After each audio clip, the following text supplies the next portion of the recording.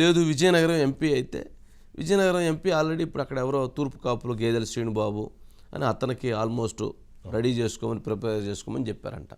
లేనప్పుడు రఘురామకృష్ణరాజు గారిని అక్కడే వేయటం. ఇది ప్రస్తుతానికి ఉన్న ఆప్షన్స్. మరి నరసాపురం తీసుకోవటం, జనసేన తీసుకొని 3వ సీటు వాళ్ళకి ఇచ్చారు కాబట్టి అది తీసుకొని ఇవ్వచ్చు. లేదంటే చంద్రబాబు నాయుడు గారు నరసాపురం టీడీపీ తీసుకొని వేరే సీట్ని అకామిడేట్ చేయొచ్చు. లేదు ఎమ్మెల్యేగా ఉండిచ్చి క్యాబినెట్లో మంత్రిగా తీసుకోవచ్చు. లేదు విజయనగరం ఎంపీగా ఇవ్వచ్చు. ఏదన్నా కానీ రఘురామకృష్ణంరాజుకి న్యాయం చేయాలి అని, అంటే ఎవరైతే వైసీపీకి వ్యతిరేకంగా ఉన్నటువంటి కూటమి కావచ్చు, కూటమి ప్రజానీకం కావచ్చు, పార్టీ శ్రేణులు కావచ్చు, వారి అభిమానులు కావచ్చు, అందరూ కూడా ఏకవాక్య తీర్మానంతో కోరుతూ ఉన్నారు. ఇది గనక జరగకపోతే నష్టం జరిగేటువంటిది మాత్రం జగన్మోహన్ రెడ్డి గారు సీటు ఇయ్యలేదు అని అడ్డంబడి ఆయన చేయించినా కానీ నష్టం జరిగేది మాత్రం కూటమికి జరిగిద్ది. తెలుగుదేశం పార్టీకి, జనసేన పార్టీకి జరిగిద్ది. బీజేపీకి జరిగేది ఏముంది? జరిగిద్ది. మరి నరసాపురం టిక్కెట్ విషయంలో కూడా పురంధేశ్వరి గారి పాత్ర ఉంది అనేటువంటి అనుమానాలు రావటంతో రాజమండ్రి పార్లమెంటు పరిధిలో ఉన్నటువంటి రాజులందరూ సమావేశమై ఆయనకి ఇవ్వకుండా వీరు పరోక్షంగా అడ్డుపడ్డారనేటువంటి అభిప్రాయంతో మేమందరం కూడా రాజమండ్రిలో పురంధేశ్వరి గారికి చెయ్యము అనే విధంగా వాళ్ళందరూ ఒక టీం మీటింగ్ జరుగుతుందట. అంటే ఇది ఎంతటి దూరం తీసుకెళ్తుంది, ఎంతటి పరిణామాలను సృష్టించబోతుంది అనేది అర్థం చేసుకోవాలి. ఒక వ్యక్తే కావచ్చు, ఆ వ్యక్తి గత 3 సంవత్సరాలుగా చేసినటువంటి ఒక ఒంటరి పోరాటం. సరే, ఆయన కూడా కొన్ని విషయాల్లో ఎక్స్ట్రీమ్ వెళ్ళి చేసినటువంటివి కూడా ఉన్నాయి, అవి విమర్శలు కూడా ఉన్నాయి. కొన్ని విషయాల్లో తాను చేసినటువంటి కొన్ని అంశాలు కూడా మరింతమందిని ఇబ్బంది పెట్టినవి కూడా ఉండుండొచ్చు. కానీ ఇక్కడ జరిగింది అన్యాయానికి న్యాయానికి మధ్య త్రిబులార్. అన్యాయానికి న్యాయానికి మధ్య త్రిబులార్. వైసీపీ ఆయనకి అన్యాయం చేసింది.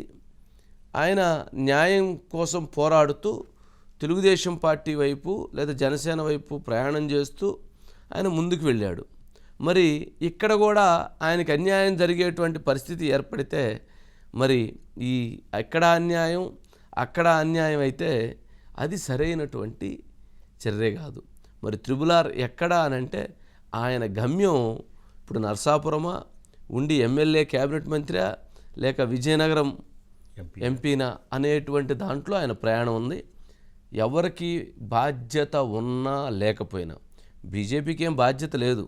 ఆ రోజు రఘురామకృష్ణరాజుని కొట్టి ఆ రోజు అంత జరిగిన తర్వాత సరే మొత్తానికి ఆ రోజు రాజ్నాథ్ సింగ్ గారు ఇన్వాల్వ్ అయ్యి ఆయన్ని మిలిటరీ హాస్పిటల్కి తీసుకొచ్చారు.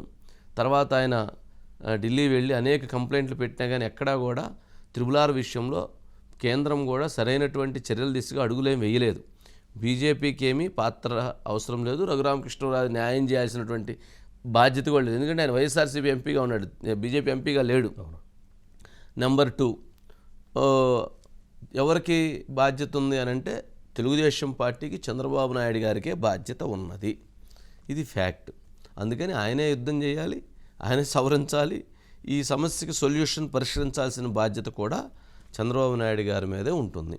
ఇది మరి వారు ఏం చేస్తారా, ఏ రకంగా చేస్తారా అనేటువంటిది సరే ఇంటర్నల్గా ఏదో చాలా చర్చలు జరుగుతున్నాయట. చంద్రబాబు నాయుడు గారు కూడా ఇదేంటి, నాకు ఆ రోజు మాట ఇచ్చారు మీరు నరసాపురం, మరి ఇప్పుడు ఆయన మరలా మీరు అకామిడేట్ చేయలేదు, ఇది మరి ఇది ఏం జరిగింది అని ఆయన కూడా ఆయన స్థాయిలో ప్రయత్నాలు చేస్తున్నారని మాట్లాడుతున్నారు అనేటువంటిది కూడా చర్చ జరుగుతుంది. సరే, ఇవన్నీ ఉండేటువంటి అంశం ఇంతవరకు బాగానే ఉంది. ఇక ఇక్కడే అసలు కథ మొదలైంది. నాకు అనిపించినటువంటి కథ ఏంటంటే, దీంట్లో వైసీపీ పార్టీ అడ్డుపడితే బీజేపీలో ఉన్నటువంటి నేతలు నరసాపురం ఎంపీ టికెట్ రఘురామకృష్ణరాజు గారికి రాకుండా చేశారు. ఇది కదా, ఇదే కదా. వారు బయట వేయండి, వారు బయట వేస్తే క్లారిటీ వచ్చేసింది.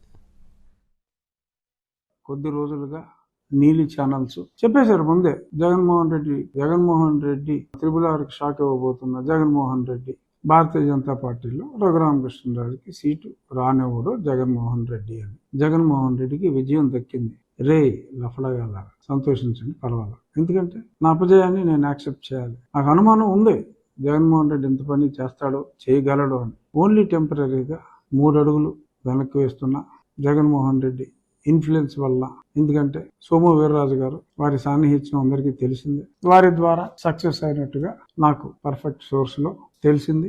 రాబోయే 3 వారాల్లో ఎన్ని అడుగులు ముందుకేస్తానో చూసుకుందాం. Don't be too happy Jaganmohan Reddy and your తోటి gang. Don't be too happy.